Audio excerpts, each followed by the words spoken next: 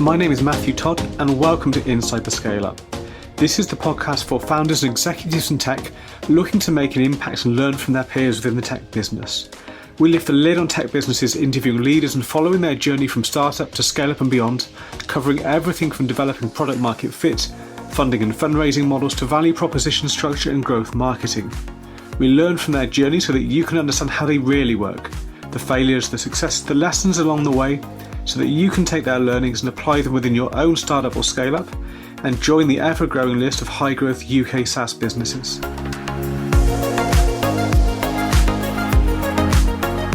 Hey, and welcome back to the podcast. Really pleased to be joined today by Alistair, Lindsay from Zeus Labs. Good afternoon. Great to have you here. Thanks, Matt. Yeah, it's great to be here. Thanks for having me. No worries at all. And I'd like to kick things off, as always, by asking the guests just to do a very brief intro to themselves and the company they work for, if that's okay. Yeah, no problem. Yeah, so I'm Alistair Lindsay. So I'm the Chief Operating Officer here at Zeus Labs. I've been with the business now approximately a year, and I joined from Tesco. So I was with Tesco for 12 years. A variety of roles were always centered around Tesco's global logistics products.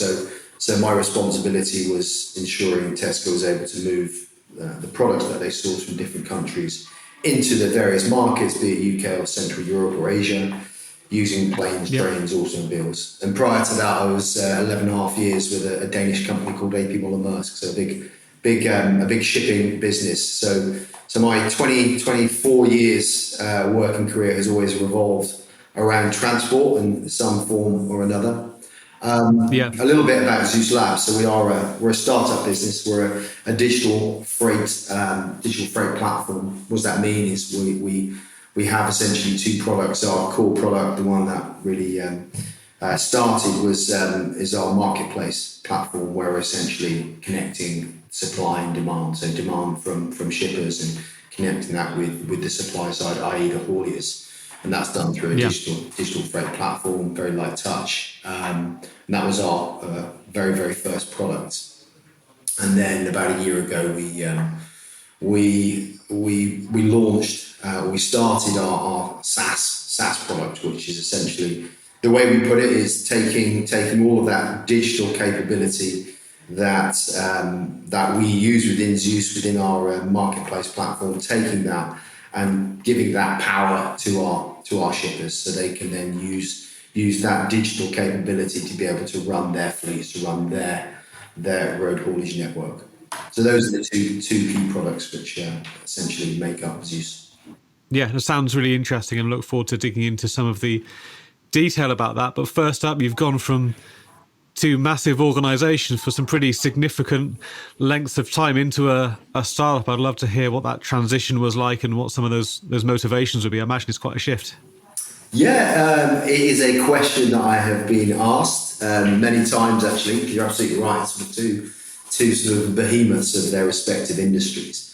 So yes, first, it's very, very different. What inspired me to do it? I think there's two things. It felt right. I was certainly inspired by the two founders, Jay and Clem, their motivation and their whole kind of vision for Zeus. That was a big draw. I think second to that as well was, having sort of worked within the transport industry for many, many years. I think one of my what irked me was that adoption of technology. There was the speed of adoption of technology with the industry, I think, lags behind many other industries. And I think, technology, digitization, can add massive amounts of benefit to any business in terms of efficiency.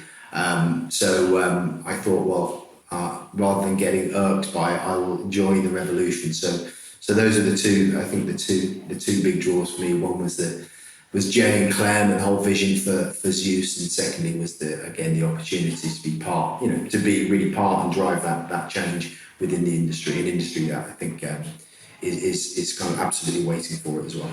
Yeah, fantastic. And in terms of Zeus then launching that first product, you mentioned that marketplace, how difficult was it to attract customers to it. With a marketplace, there's always the question of, well, which side of that are you building first? But especially with an industry that may not be so technologically empowered, how was that kind of foundational part of the journey? Yeah, I think the marketplace product that was launched, so our minimum viable product was launched back in August 2020. So just over 2 years ago. And yeah, you're absolutely right. Yeah. Kind of you're launching something from essentially nothing. And I think Jay and Clem, they're both young founders, and I think they saw very quickly the importance of recruiting in seasoned people who understood the industry, people who could help upskill them and help them, realize their vision. So it was before I joined was when we launched that first product. And I know, having been told, it was hard work, it was hard graft. It's everybody getting mucked in, a lot of time on the phone, doing as much marketing online as possible just to create some awareness. I would say it was just down to a lot of blood, sweat, and tears. Hard graft. Once you have your first customer on board, then you're able to you're able to give the supply side, so the hauliers, that opportunity to then get involved. That's the absolute starting point, is to have the demand, which you can then connect with the supply. That was really, really key. And then from there, it becomes to a degree, some network effect, and that's absolutely key for any startup. Because you're having to create awareness, and that awareness is through doing the do. I think it's an absolute credit to the guys, those who were there right from the start, what they were able to do in terms of drumming up that activity, drumming up that business, and developing it. And I think what is a real credit to them is that the majority of those customers who started out in August 2020 are still with us. Which again is testament to the product and testament to the way we've been able to build and develop and enhance as we've gone on. That's absolutely key to any business, but critical to a startup as well. Yeah, absolutely. And I can see, from looking at the website and the case studies and those things as well, you've got some pretty big household names on there as clients as well. Yeah, and that's something I think we're all incredibly proud of. And again, it's not through any sense of luck. It's absolutely through sort of judgment and focus. And we absolutely see the opportunity with those larger businesses, because the potential for expansion and growth is obviously significantly higher than it is for a smaller business. And so that was always something that was in the forefront of our minds, is how do we scale and grow, and naturally there's two ways of doing that. It's either through just sheer volume and scale of number of clients, or through having a lot of focus and on the right clients who give you that opportunity to grow, because one naturally has greater efficiency benefits than others. It's easier to work with 100 clients than it is with 10,000 clients, for example. In terms of, again, managing the growth in a considered and careful way. We're really proud of that, and that's something we continue to focus on. And again, those household names that we work with, again, we've been able to grow and develop with those clients into new geographies, which again is testament to our plan, but it's also I think testament to the product and the service delivery. Because with these clients, with any client, you have to earn their trust, and for them to grow with you, and you only do that by being able to deliver brilliantly every day, which is, I think, something we've been able to do. Yeah, no, fantastic. I think that's a really, really good point that I think a lot of people and founders are aware of, but probably don't give the attention it deserves. In that there's a lot of ways to get to a particular goal, whether it's a financial goal, let's say, or something else. But it is, as you say, it's a lot of smaller companies as customers, or it's a smaller number of higher value ones, and the proposition is going to be quite different and the efficiencies will be quite different. But I speak to too many kind of founding teams that aim to start small and then grow into those bigger customers. But I think the proposition, the value proposition to those different, very, very different types of customers is entirely different. And I think if you start off building small, then you do end up with a product that is really only suitable for those smaller customers. Yeah. I think you're absolutely right. I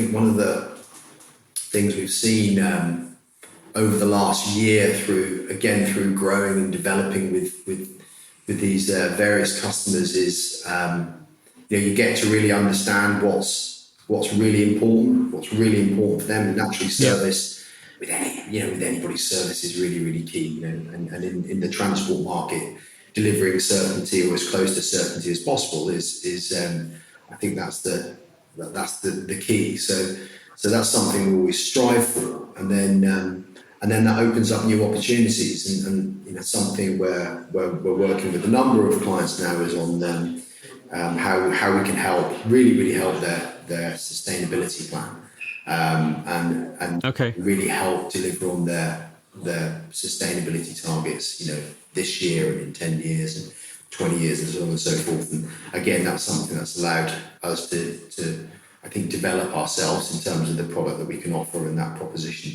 to clients, which I think the world we're in, it's a growing concern. If that's something that we can develop and help with, then I think that's something we can be proud of and continue to develop as well. Yeah, no, absolutely. And how much of that roadmap is customer driven? Are you starting out with a clear idea of, from technology and service perspective, exactly what the vision is and what you're trying to create, or is there a lot of iteration and feedback from the types of clients that you work with that you're kind of working into the product as you go? Yeah, I think at the core of it, we're clear from Zeus in terms of what we want to be, and we are a technology business. Yeah. First and foremost, we're a technology business, which is servicing the transport industry. But on top of that, what's clear is our vision is about sustainability. It's about creating a kind of single technological standard which delivers on sustainability, true sustainable transport. And it's a big proposition. Yeah. But it's our vision, and it's something we aspire to, and we will continue to make strides towards that. So that's the kind of that central, that's our kind of like North Star, if you like. How we then get there, using technology and digitization. Again, that links back to what I mentioned, kind of right at the top of this was, our two products are our marketplace platform and then our SaaS product, and by continually developing both of those products, then from a sustainability perspective, so how can we help better decision making from a sustainability perspective to ensure that actually our customers are executing their transport moves with Zeus from a marketplace perspective or across their wider network with our SaaS product. That's really, really key. Yeah. I think what's quite apparent is if you go back 3-4 years, this is before my time in Zeus, sustainability, of course, was on the agenda, was on the plan. It's been there for some time. If you hit, troubled economic times where, like we're in now, where inflation is skyrocketing, it's very, very tough economic conditions. If you hit those 4 or 5 years ago, then would sustainability still remain at the top of the agenda, or would it start to drift down? Because then the focus really comes on that kind of the bottom line. I think it's really apparent now, with certainly in the kind of the economic situation, the UK and globally we're in at the moment. What we've seen is sustainability is still right up there, which I think is fantastic. I think that's that's for me is something which is quite stark from what it was, let's say 5+ years ago, and which is great for Zeus, because that really kind of runs true to to our vision. So I think it's a bit of a way of being able to check in and say, yeah, we got our vision right. Our vision is we're doing the right thing for sure. Yeah, I see. And so, are you helping those companies track their sustainability Absolutely, yeah. kind of footprint, if you like, and are there kind of metrics on that goals that they are setting, or in some cases potentially being forced to set for themselves as well? Yeah, I think across all these big businesses, they have their targets, which are set at that kind of top of the corporate level, and then that will obviously all filters down into the various divisions across that business, depending on what industry they're in. What we're able to do, we're bringing to these customers new products, which allows them to run their transport, to physically deliver transport in a much more lower CO2, so far more sustainable, far more effective manner, which is then backed by true measurement. And I think that's another thing is that the measurement of is critical, because it needs to be highly auditable. And that, again, that's something which I think is core to that product is the measurement that you mentioned there, is being able to track and measure in a way which is auditable as well, and can be stood over with the highest confidence. Yeah, I see. That makes a lot of sense. And in terms of the SaaS products and that value proposition, then is it? What does that look like? Is it mainly operational efficiencies? Is it unlocking new capabilities that they didn't have before? Yeah. So the SaaS product is essentially taking that. If you were to take a traditional kind of transport operation, there's still an over-reliance upon manual ways of working, right? There are tools. There's a degree of digitization, but the reality of it is the industry is still overly reliant on lots of spreadsheets. The industry is overly reliant on a lot of kind of check the checker, a lot of data checks, because I think when working with operations in that way, there is a high risk of error, and that can create all sorts of problems, up the chain, down the chain. I think the digitization of it, again, it's this is no secret. Digitization helps to take a lot of that risk of error away. It makes that kind of the efficiency of the workflow much improved.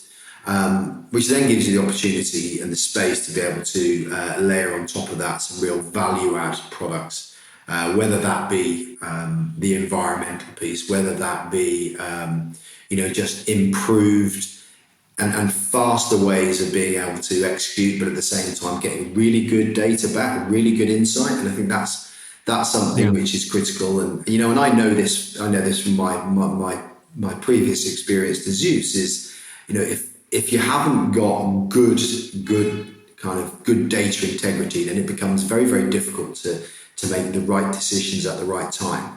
And that's one of the things, the digitization, kind of the automation that technology brings is much improved data quality, much improved insight, which actually, then kind of turns the dial a little bit from being really reactive to being far more proactive. Which is really important within the transport industry, where things happen which are not, you can't plan them, and they come from left field. But how you react to fix those and mitigate those issues is really, really key. And I think that's one thing which has been a really, really key element for us being able to deliver that service excellence. And I go on about that, and I will, because it's something where we're super proud of is being able to deliver brilliantly every day. That certainty is so key. It's so key. So and one of the reasons we've been able to do that, not just the focus and the enthusiasm of the Zeus team, but it's about the digital products that we work with, and allowing our customers to work with those products as well. Yeah, absolutely. I can see how that digitization certainly does improve that decision-making capability because of that quality of data. And I think something that many people have seen, since 2020 that may have been completely invisible to them before, is that complexity of supply chains and supply chains breaking down, and months and months of delays of all sorts of types of products because of those issues that have been going on. Yeah, I think you've hit the nail on the head there.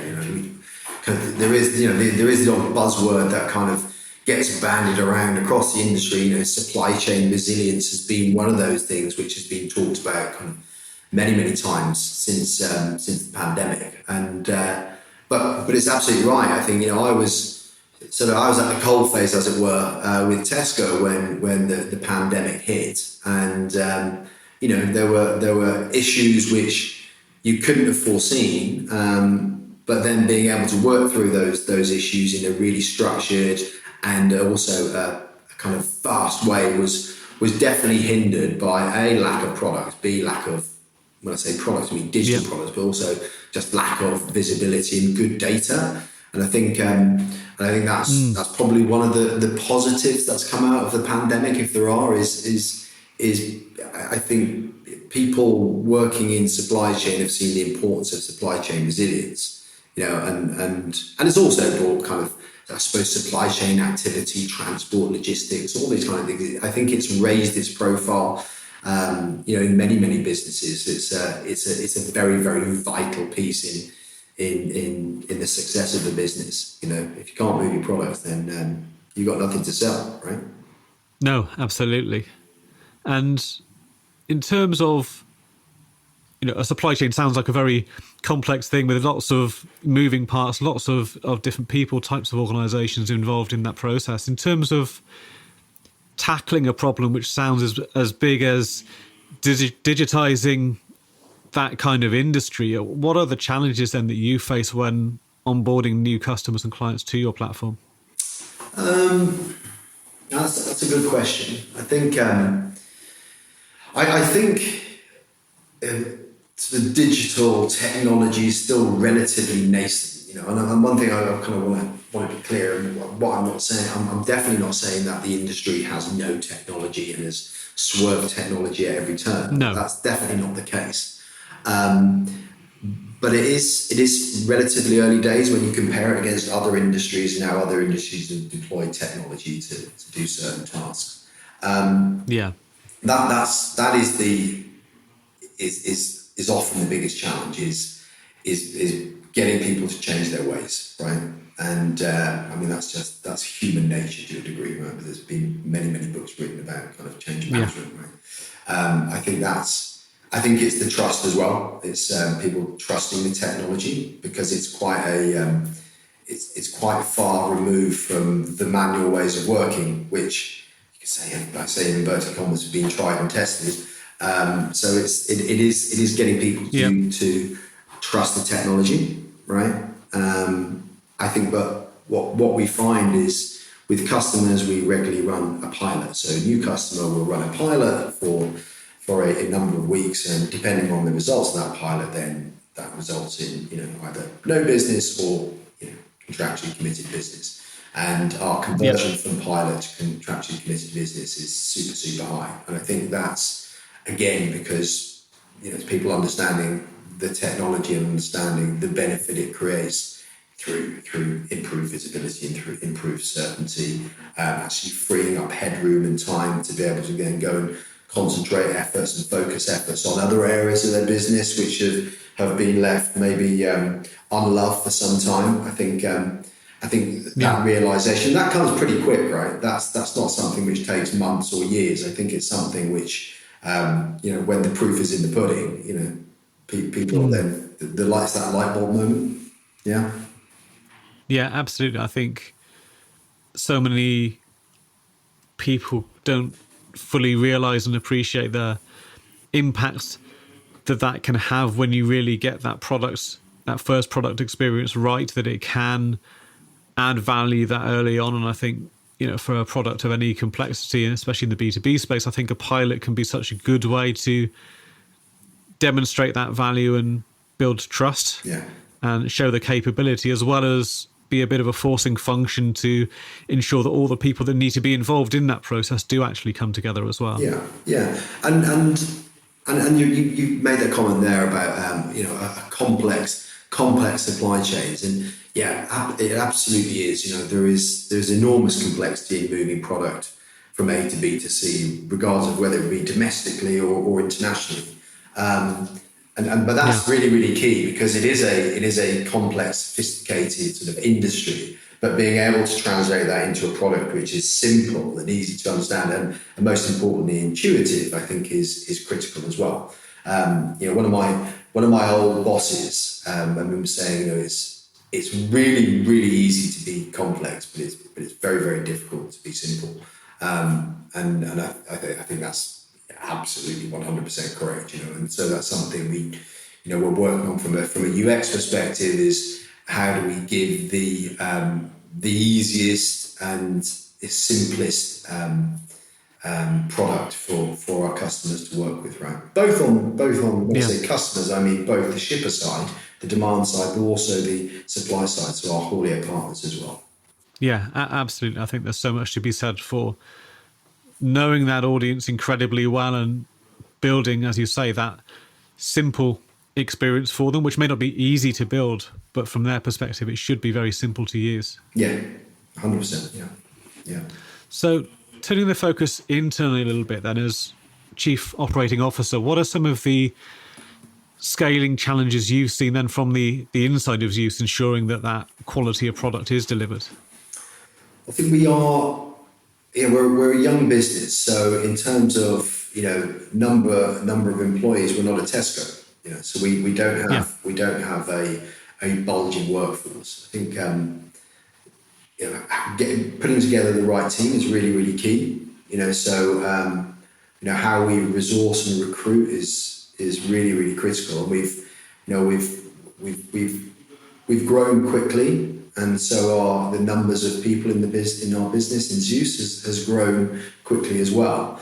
And with that comes I suppose the added complexities, because you have to take time out to recruit the right people in terms of selection, interviews, so on and so forth. It's then the training up of individuals, and that all takes time, and that's sort of time away, should we say, from the day-to-day they do. So it's hard. That's always hard balancing that. But then, recruiting the right people is getting that blend of industry experience, the technology savvy. We've been quite focused, laser-like focused in ensuring we get that as well, and we recruit the right people in the right roles, because we've got different teams across the business, and all requiring a different set of skills. But what's important that everybody is tech savvy and are acutely aware they're coming into a tech business. I like to say we're not a logistics business but a tech business, and the two are quite different. So that's been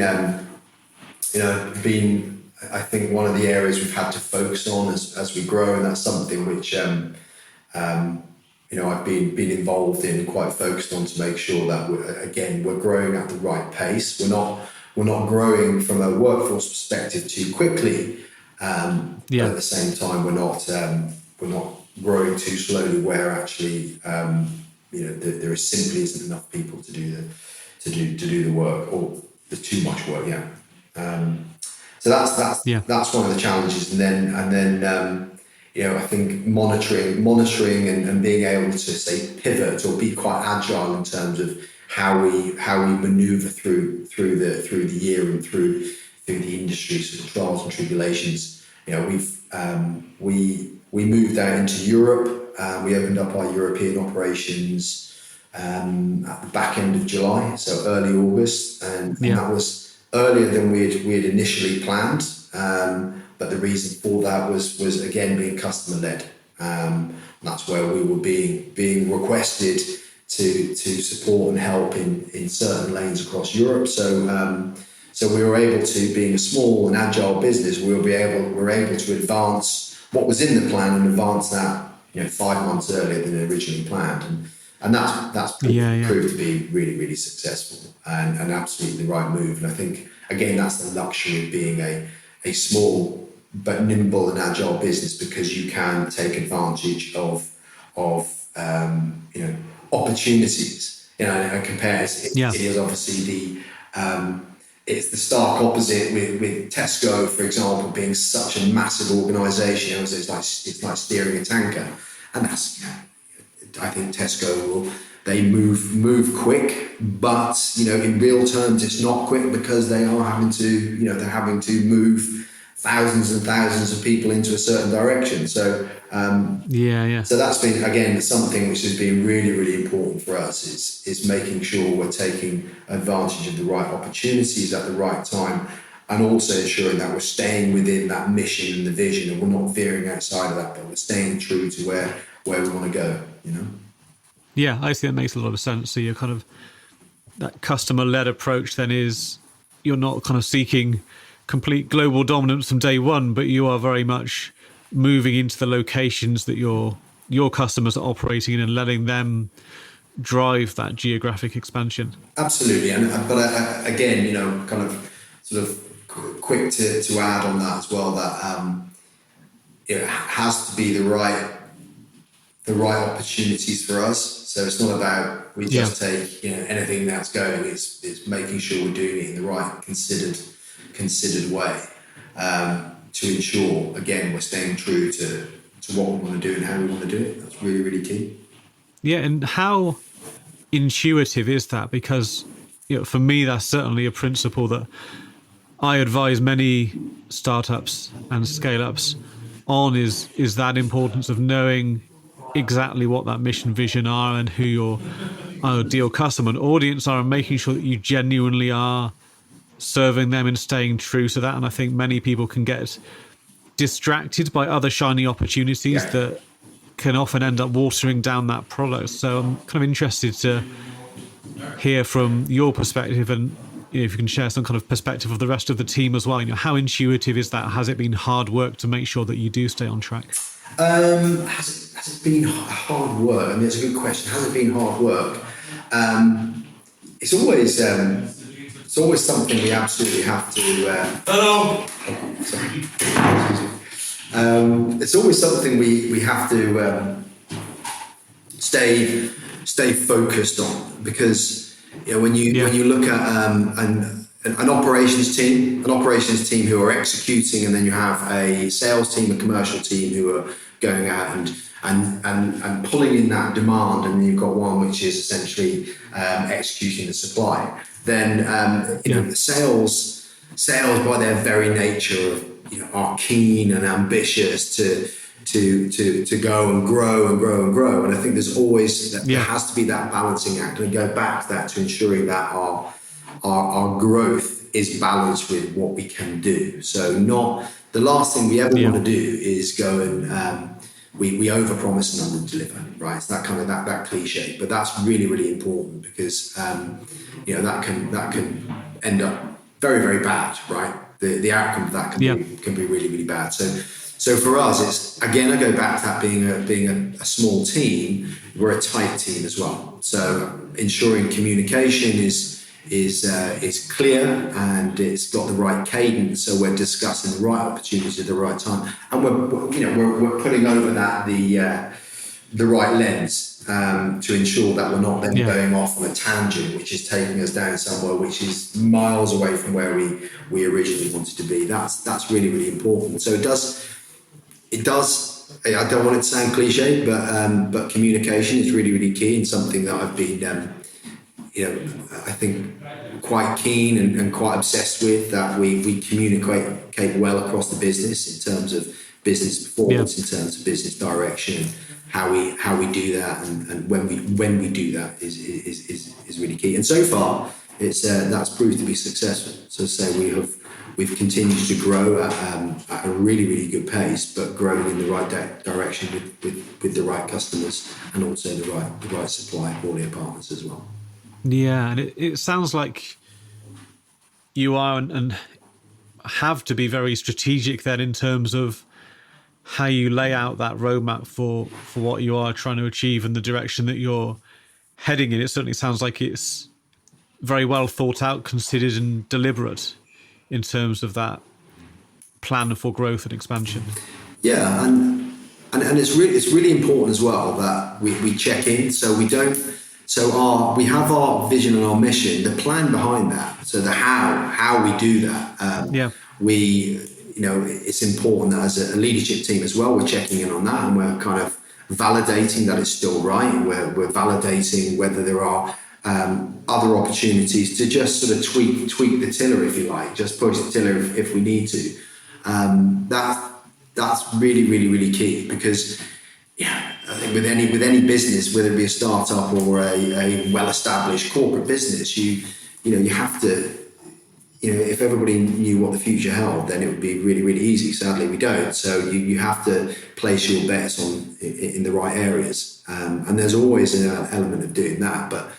But placing your bets with in a really informed way. So using data, using insight, all of that data we have available, all of that insight we have available, then we can be confident actually that taking that decision is the right decision, because we've made that decision less through gut feel. There'll always be an element of gut feel, but as long as you've got it backed with some good data and good insight, then you can go forward with a great deal of confidence. Yeah, absolutely. So certainly very data driven, both in terms of what you deliver to your customers and clients, but also internally very much driven by that as well. Then yes, 100%. Yeah, fantastic. 100%, and in terms of taking Zeus forward, then from where it is now, what do the next 12 months look like for the business? Oh, that's a good question. So, without revealing all of our secrets, Matt, but the next 12 months will definitely be further growth in Europe. We see Europe, mainland Europe, as it's a massive opportunity. It's an enormous market, but we're able to go into Europe, I think, with what we feel is a unique product in the sense of our green product, and that's where we're able to utilize different modes of transport to deliver a really green solution, but again backed up and enveloped with good data, good reporting. So again, giving that confidence, particularly to those clients that we work with, so they're able to use that in all of their own internal reporting and drive towards their own internal targets. So for us, the green agenda, the sustainability drive is we're going to double down on that in 2023 with greater expansion into Europe, and at the same time we'll be growing our SaaS products. So we'll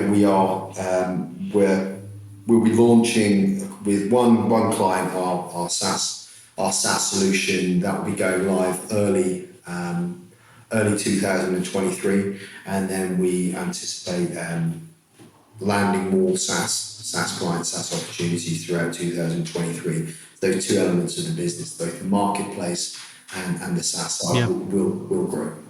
Cool, no, fantastic. And in terms of advice to any other execs working within similar kind of B2B startups, scale-ups, certainly serving those bigger customers, or perhaps trying to plan out a strategy and work out what type of customers they should be going after, is there any kind of advice that you'd give them based on your startup experience so far? If I look back on my last 10 months, 11 months with Zeus, listening's been really, really important, because we're fortunate to have some brilliant people within the business on the tech side, on the sales side, on the operations side, finance side, and every single element is really, really, really key to the successful delivery of the business. So to my advice to any other COO, CEOs, etc., is listen to all elements of the business, because all of them have brilliant insight, a brilliant understanding of each of their areas of the business, and collectively that allows the best plan, the best strategy, the best product to be built. So I never came into the business thinking I knew anything, because I knew everything rather, because I know I didn't know everything. And I think, respecting and appreciating that expertise across the business is absolutely paramount. But and then second to that as well is have a vision, have that direction, and stay true to it. As long as you don't veer off and completely miss the target, or you go so far away from the target, it takes a mammoth effort to get back online.